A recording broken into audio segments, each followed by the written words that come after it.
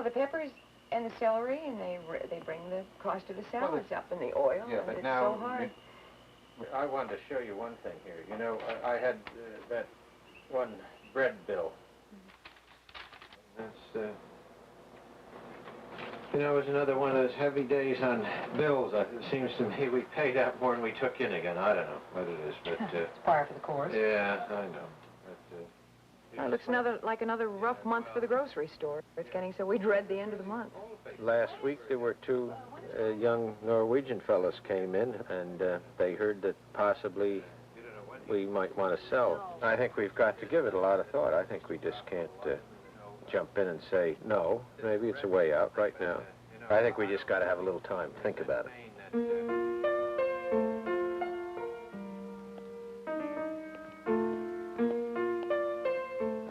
When we bought this store almost 8 years ago,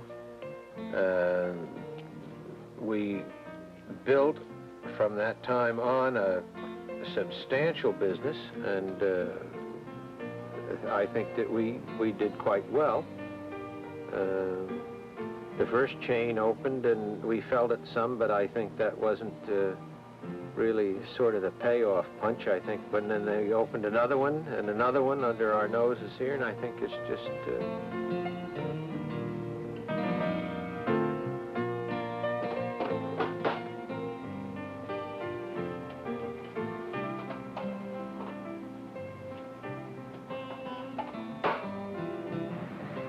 I was thinking about getting married, and I needed some kind of work.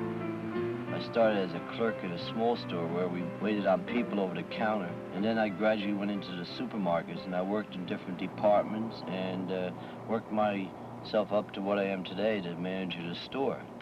Before they open up a store in any area, they go out and they survey the population, and they survey the possible growth as far as new buildings, and this was one of the first supermarkets in this area.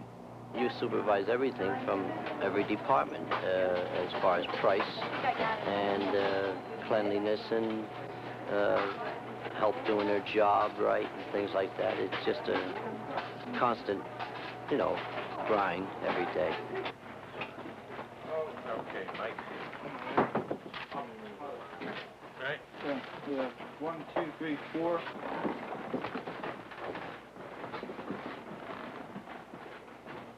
Well, when the chains first came in, we were concerned, you know, as to whether we could keep up our volume. We were worried about them, wondering whether they'd cut into our business, but then we hoped our special services would keep the customers coming, and so we started a few things, making muffins in the morning and cheesecakes and salads, homemade, and it's helped. It keeps the people coming in, and of course we've always done the saving papers and doing little favors for people and babysitting. And I've thought about owning my own store, but not in this day and age because competition is too keen today. Here comes another one of the bread men. A lot of these root men don't care about serving the small stores. As a matter of fact, one of the companies said, if you don't guarantee us so much on a delivery, we're going to drop you, and they did. We have to discontinue. If we don't get net sales of $25 a week without returns, it's a company policy that we distinguish the account. We'd rather do these people in chain stores. Believe me when I tell you, and I can speak for about 50 drivers. We have approximately 60 that will pull out of our plant. There's a good percentage who'd rather do stores like this. And I'd rather deal with these people than anybody down the block. Any chain store, any city, anywhere. You have a close relationship with these mom and pop stores. Hello, how are you? How's the wife? How's the kids? In a chain store, you gotta run for a manager, go chase him. He's out for coffee. This guy doesn't want the responsibility to sign. I mean, the manager's not here. I don't need that. This man wanted me to leave more product. And I kept telling him that I couldn't, because with my company, the policy is 10% stale, and then I have to eat half of whatever else I bring back, and then I'm out here working for nothing. In other words, if I buy, say, $1,000, right, and I bring back $150 stale, now the $100 they'll take back, but the $50, the company charges me back $25. Good morning, Wes. Good morning, John. Don't worry. How many cups of coffee was made last night? I made 60, because I worked last night. 60. Okay. Listen, before I forget, too, I'm making up the list. You might look, because I got to go get produce. If there's anything comes to mind, you better run that over. We're very fortunate, Barbara and I, to have John. He really is a mainstay here. Pound 229. Okay, very good. But, it's very difficult today to find anyone who wants to dedicate themselves to a small business like this. We don't have the money to pay big wages, and unless the person likes working in the store and meeting the people and being with them, they just don't stay. Next to myself and Barbara, he helps to run the show. That's all. He takes a lot of the responsibility off my back with the ordering and so forth. Anything I skip, he picks up. That's what it amounts to. There's my wife and I, and he's the sort of the third partner, you know. Well, right now, the store is running into problems basically because of the large chain stores opening up recently. And from the time that I started here, I found a great business, especially on weekends and during the week, of the local people. But one of the problems that we ran into is the fact that a lot of the chain stores started dropping prices. And when I talk about dropping prices, I'm not talking in a fair margin where it should be competitive. I'm talking about dropping prices to where the cost of a certain item would cost us more to buy as a dealer than they were selling it to the public for, which basically is an out-and-out attempt to put the small stores out of business, because there's no way that you can compete on a basis like that. Different departments has different price structures that bring in different amount of profits. The meat department runs around 28%, and then they have the produce department, which runs about 33%, and the grocery profit, which is the lowest profit, is about 1 or 2%. So different things that are sold brings back a different profit. Now, if you're going to go into specials, you have to try to offset your specials by pricing other things to coincide with them, and try to get a overall basic, what they call a mix. They call it a mix. They give you the basic profit mix, so it'll come out even for the whole weekly schedule of your produce and your meat. We can't do it. We don't have the time. We don't have the machinery. This is done for them. The store managers don't have to worry about what the markups are. That's all told to them by the computers. You know, they get a printout sheet, and that's what it is. I'm not that fortunate. When my goods come in, no one tells me what I must sell it for to make the profit, or what I've got to sell it for to move it. That's my own choice. So the apparent thing always is that we're scalping everybody, and yet we're not. We sell many items for much less than you'd have to pay in the supermarkets. Basic difference is money, you know. I mean, it's cheaper to shop at a big grocery store than to go to a smaller place. You know, their prices are marked up much higher. The selection, you know, a lot more selection in a bigger store. I shop in a small store for convenience sometimes when the bigger stores are closed. Prices are a little bit high, but it's the convenience that makes up for it. I think they're all right for small items or for runouts or things that you need in the middle of the week, but usually when you come for week shopping or big shopping, you're better off in the bigger stores. The milk and some of the items are probably better priced here than they would be at the supermarket. Price-wise, it's hard to go into a small store, and by the time you shop, especially if weekly, it's going to cost you a lot of money, and with everything going up, I don't need that. Nowadays, people are doing the bulk of their shopping at the supermarkets. It used to be that we had several people, many people, that did the entire week's shopping here at Gray's, but times change, and they're so positive they can get better bargains at the supermarket that they do all their shopping there now and do the odds and ends here. We still act as a check cashing service for everybody. They'll come in with this car loaded to the gunwales with groceries from the A&P and cash a check and do nothing here, which I suppose is a thing you have to put up with when you're a small store. And I can understand in a way. I'm a consumer too, and things are tight nowadays, and if you can get a better buy down there, we try to compete, but sometimes we just can't. It's a problem. It really is. The problem is when you can't get first-rate produce in a little store to offer the people, you can't sell it. And I was getting, all that was available to me really was, it was junk, that's all. I wouldn't use it, I wouldn't take it home in my own house, and I certainly wouldn't try and sell it to anyone. If I can get prime produce, I can put a price tag on it that's necessary for me to warrant handling it, and I can get rid of it. I have no problem, none. You know, it sells itself. 12 limes, okay, 1 strawberry. Right. That's the idea. When you see something that looks real luscious, you know, you don't have to have anyone standing there giving you a sales pitch. You buy it. Okay, John, thank you.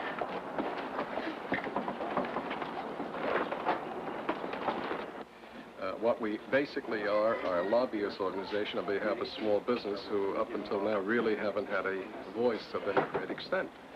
We now represent close to 450,000 members, and the way we go about it is, besides letting them know what the laws are, we ask them to participate and give us their opinion on bills coming up before Congress. You could be voting for someone who's trying to knock your brains out legislative-wise without even knowing about it.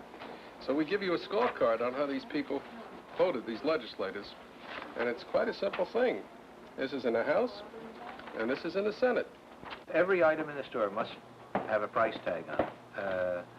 To handle a big shipment of soda or beer or whatever when it comes in, or the milk before it can be put out for sale, it's got to be priced. And when you're in the store by yourself, I don't know, no way can you do it. It's impossible. Well, as you know, they have it in New York City, and they had to ease off on it because we proved certain things. But the small businessman, it's impossible for him to do it. And if he had to do it all, he would have to hire extra help, which of course creates higher prices, more inflation, and all the rest of it. You've got to realize that this country was founded on small business, and they are the one that's paying more taxes than anyone else. They don't have the loopholes that some of the bigger guys have. They don't have the attorneys or anything else like that. So therefore, they are taking a heck of a shellacking. And unless the small guy gets together like they did in France a few years back, and they did something about it, they got tax reform for the small guy and to give him a fair way of living. And don't forget, small business hires 60% of all private jobs in this country, and when we had the recession, the small businessman still maintained in there, and many of the big guys were going out of business. We have a bus stop, and we watch children, make sure they safely get in the bus so the mothers don't have to. And this one babysitting deal we had, a little girl was alone 20 minutes a day, and her grandmother was supposed to pick her up. Her mother had had a baby. And Gray's Market babysat for 20 minutes each day. It's whatever happens, we do. It's very difficult living and working 24 hours a day together. If he makes a goof, I know about it. Family life. It's almost non-existent. Even though we're pretty much together 7 days a week, 24 hours a day, it's like ships crossing the ocean. I don't get to talk to him, and he doesn't get to talk to me. And there's one good thing about it. We see an awful lot of our son. We're available. Maybe not that instant, but he knows where we are, and we live right across the street, so that is a good thing. Josh stocks the shelves. He waits on the counter and does very well, even though he's only 13. It's helped him, too, because he was very shy and couldn't talk to people. And when he's behind the cash register, he knows more than they do, and he feels quite at ease with them. It's been a good thing for him, very good thing. I'd say my working day consists of 7 in the morning till 6 at night on 4 days, 3 days a week, and the other 2 days I work till 9 p.m. And I work about 60, 70 hours a week. And I don't see much of my family except in the evening when I go home at night, you know. It's a long haul, but I've been doing it so long that I guess even on my days off, I get up early because I can't sleep. You know, I'm acclimated to this type of life. We can't plan our life the way we would like to have it, and because his job is so demanding, and I have to plan around it. And we've had a lot of disappointments because of it. The chain started to open on Sundays. That was the bad, that did it. It's really cut down on our Sundays, although They still come in, but not the way they used to. The law states that if you are a certain size or certain number of employees, that you may not open on Sunday. Yet they flout this thing. They've been going right on, and that cuts into me. That cuts into all the little stores. That used to be our day. That was the day that we slaved 90 hours a week to maybe reap a little profit.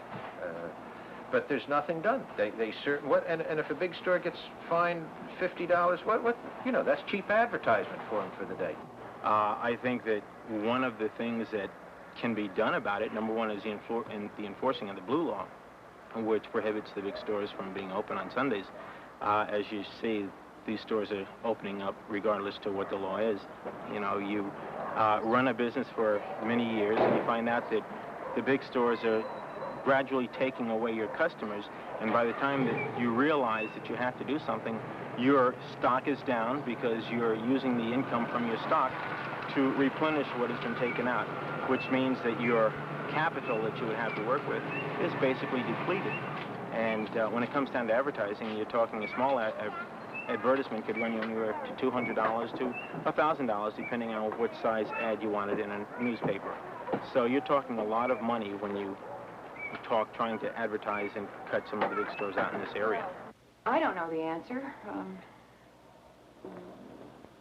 Maybe we're not doing something right, but we do everything we know how to please the customers and to give them what they want, and we do try to compete with the prices as best we can with the supermarkets.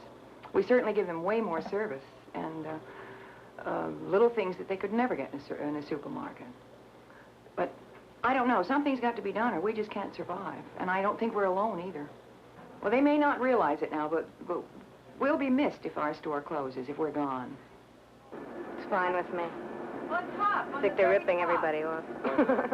Well, they do charge, you know, like I said. You know, some things are 20 cents more. You know, it's ridiculous.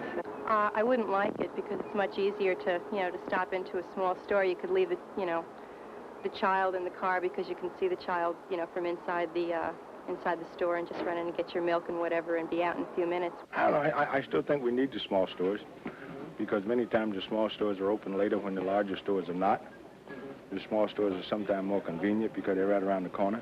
You're buying something more than just a product when you're dealing in a local small store. You have the friendship and the personal touch to it, which you don't have in the so-called supermarket store, which is more or less like a factory deal. Well, now that this store is open on Sundays, it's not a big problem. But before that, it would have been a problem if the small stores closed. This kind of almost has the general store quality. Not quite the way it was many years ago, but it still has some of that flavor, which I think is very pleasant in a community. I think a community prospers more if they have a bigger store than a smaller store. I think that they wouldn't miss it. I don't think they would miss a small store in a community if they had a bigger store to shop in. You know, they'd probably feel better that they had a big store with a bigger selection of things, you know, because the small store really puts them down to where they can only get certain things at certain times and things like that. One reason that Barbara and I are in business, I guess, is because we like people, and we've made a lot of friends while we've been in business, and when things are going fine, of course, it's a great place to be, and it's nice to work here, and we enjoy the whole thing. And we, as a matter of fact, one time thought of expanding, but decided against that because we were afraid we'd lose the personal touch. And this is not the way you run a business like this. We called the fellows who were interested in buying the place and told them, no, we're not going to sell it. Just, we'll sweat our way through the thing and do the best we can and try and leave something to the community when we do finally quit, and let people realize that we've maybe served a purpose that if we were in their places, I think we would be glad that we had a store to come to like ours.